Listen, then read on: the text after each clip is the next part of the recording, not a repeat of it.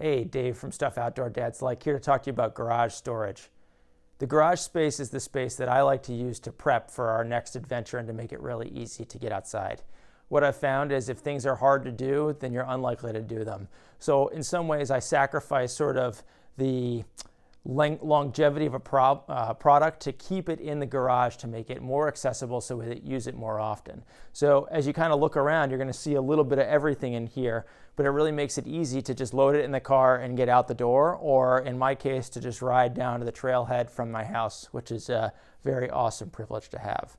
So some of the stuff is like a smattering of products here, and it's a little bit over time. So of course, this didn't just happen. I didn't just come in, we moved into the house, and then everything went up. But there are a couple products that I want to highlight to make my life easier when utilizing them to sort of support all our needs and habits. So I'm going to kind of go around the room and sort of aim at you and then sort of point at what I want.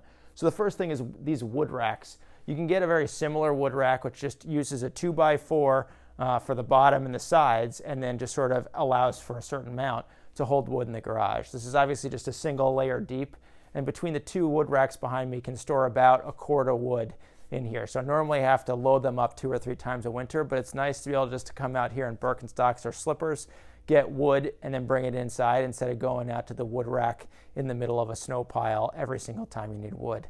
And we love our wood stove, so we use it to burn a lot. This makes it really easy to utilize for that purpose. The other thing that's on the ground right below it is the kindling cracker, which you can see on sort of our splitting log. That makes it really easy to use with a sledgehammer and break pieces of wood up. And when things are bigger than that and they need a little bit more leverage to use, then there's the Fireside Friend, which you can see on the ground there, which is about this big. It's sort of a maul about this big, and you can use the back of it with the small sledge that's over there. As my kids get older, I think this is going to be a skill that they're going to be able to start to do on their own, start to split wood, so it makes it really nice and easy. Some of the stuff like where you can see my trash cans, using all the vertical space in here is hugely important. These trash cans are big, they're bulky, and they take up space that could be utilized for something else. So just with some leftover wood lying around in some of those wood racks, I made a little storage space that keeps them elevated, and then I have kindling in the bucket, the garbage can below it. It also allows the Ryobi lawnmower to slide right in there, and in that vertical position, it doesn't take up nearly as much space as our old gas lawnmower did. So that's a nice bonus. Walking around, you can see that a lot of my bikes are hung from the ceiling. These are like $2 hooks from Home Depot. For the fat bike, it's a big L hook because the bike hooks aren't big enough to accommodate that wheel. The other thing to move back over my head, you can see these 2 store your board ceiling hoists that I use for my roof box, and you can look at another video that talks about those and walks through the operation of me putting it on and taking off the car.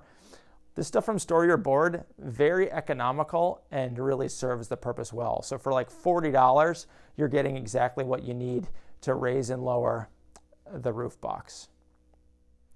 To keep walking around the space here, I have trusty wheelbarrow. If I were you, I would not get this True Temper wheelbarrow, but it's worked okay. The handles have snapped.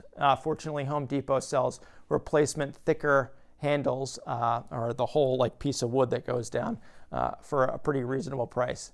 But I think one of those blue wheelbarrows, I can't think of who makes those guys.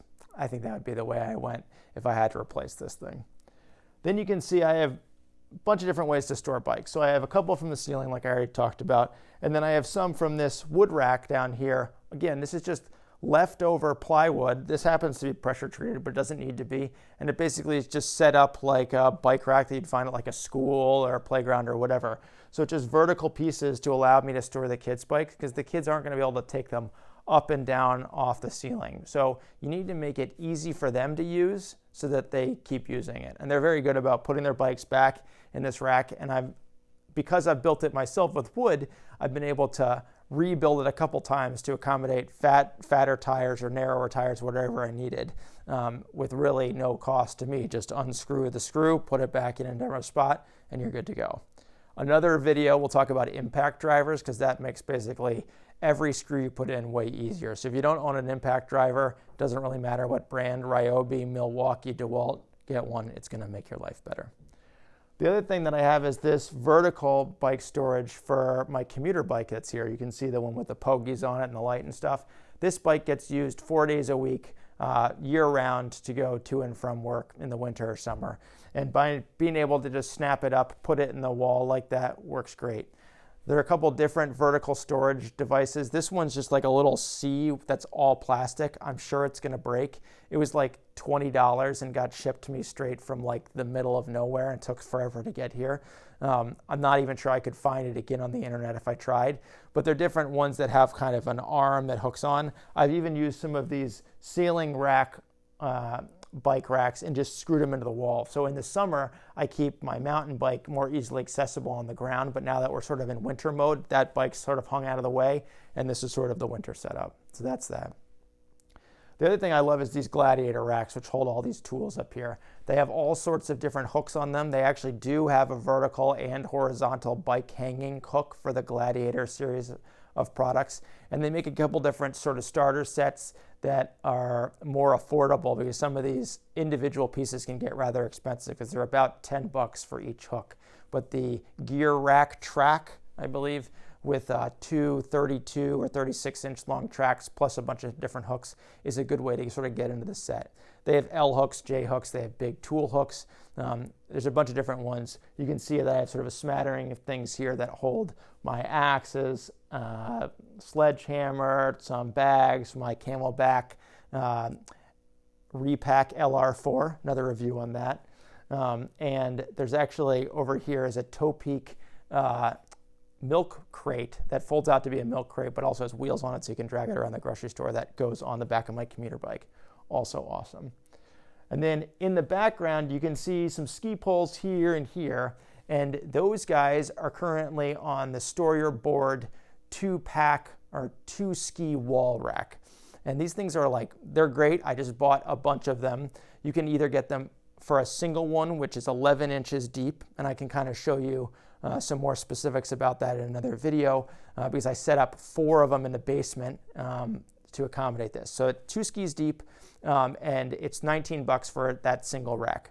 They also make a 2-pack, so you get 2 racks for $30. So I think it's quite a bargain. Like I said, I put 2 different racks in here, and then I have 4 in the basement due to sort of uncommon stud spacing. Because one of the problems with a lot of these racks that are sort of pre-built with 4 across is they really require you to need to have 16 on center studs to put it in there. And in this case, I didn't, and I knew it because I finished the basement. So I knew they weren't going to be 16 on center in the spot that I wanted to put them on. So I screwed a board into the wall, into the uneven stud spacing, and then I screwed these individual ski racks on the spacing that I needed that wasn't going to align with the studs, and it worked great. Once again, Store Your Board, fantastic company, really easy to deal with, good customer service, highly recommend them. Then they have this table, which actually was a leftover desk from a kitchen. If you didn't know, you can buy used kitchens out there from different charities. So that's what this was. And then this is sort of my early building career, just put a top on it. And now that I don't need it in the kitchen anymore, it's out here. And then it accommodates the garbage can and recycle bins below it. And then above that, you see my bike rack, my Thule XT2 XTR, that can't be right. My Thule bike rack, there's another video on that I have. And this is the nice thing about this thing. It's a Swagman product. I think it came from etrailers.com. Also incredible customer service. And the nice thing about this is it just lets you store it up and out of the way when you're not using it. So in the summer, I'm now leaving on my bike or on my car year round, so it's easier and more, it convinces me more to get outside because it's less of a barrier, just like having all this stuff in the garage. And then in the winter, when I want it up and out of the way, it doesn't just collect dust in the corner and block a lot of other potential storage space. It's up and stored against the wall. So that's great. So that's pretty much it. I have sort of the usual things out sort of inside the frame of video where you can see different shovels and ladders kind of leaning against the wall, and the shovels are on another Gladiator board there with different hooks. But this is the stuff that I've sort of crafted over time that I'm really proud of, and that really helped me get outside a little bit more easily. So Dave from Stuff Outdoor Dads Like, coming at you again, another video. Hope you enjoy it.